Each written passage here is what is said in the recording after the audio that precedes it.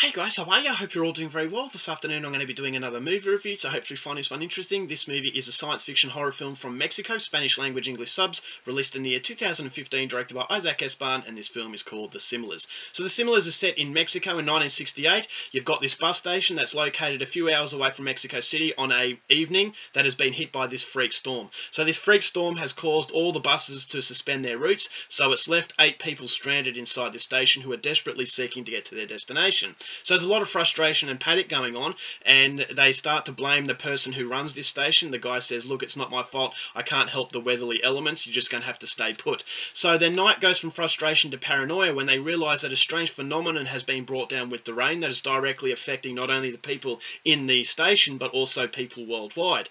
So this phenomenon is causing people to lose their minds, go insane, and they don't know whether or not what they're seeing is reality. So it starts to get very dangerous, and this group of people realise that they're going to have to band together and going to have to learn to trust each other if they are to outlast this storm. So whether or not the storm is directly involved is something you're going to have to find out for yourself, because that's as far as I'm going with my synopsis.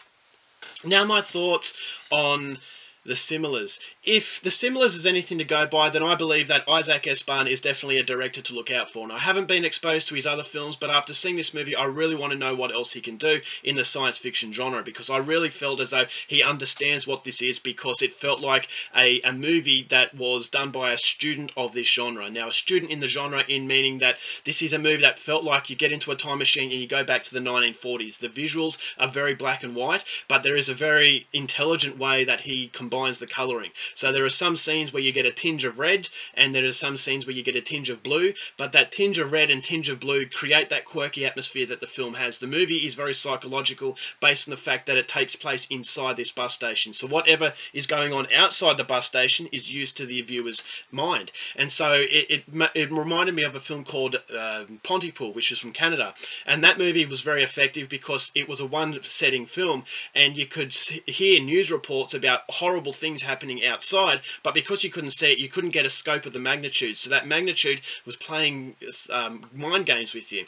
And the imagination can be so much scarier because you don't know what's going on. In this film, it had that feeling where you don't know what's going on outside. You can hear the news reports, but you don't know exactly how this is happening or what is happening, and you know exactly how big the problem is. So you're constantly playing mind games, and that gets you into the mindset of these characters. You're as oblivious to the situation as they are. There's no real exposition in this film. Although there is a little bit, I thought there wasn't enough to really derail it, and it always creates that monster, and the monster is never the monster is never deflated. And that's something I really liked, is that Isaac Esban allowed the viewer to really get into the mindset of someone who is paranoid. And so it's a deeply psychological film mixed in with elements of, you know, old-fashioned Alfred Hitchcock, but then you've also got the element of social commentary, you know, with governments and our identity, and how governments can control you, and that if you don't have your own identity, how scary that can be. And I thought that's the by far the creepiest part of this film, is that the identity crisis that these people have.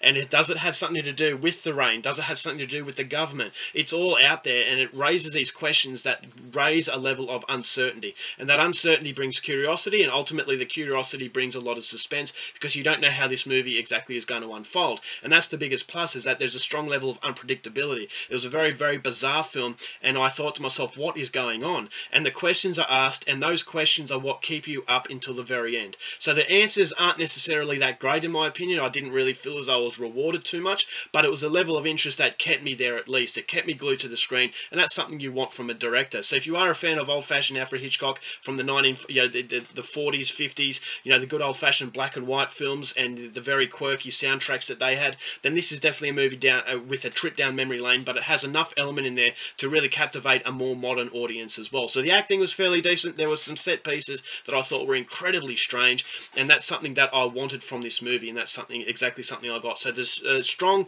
science fiction element in this movie that really makes it work, and there's also a strong horror element as well. It's not necessarily a scary film, but it's a very creepy film. It's a very uneasy film because you don't know exactly what's going on, and there's no sense of control.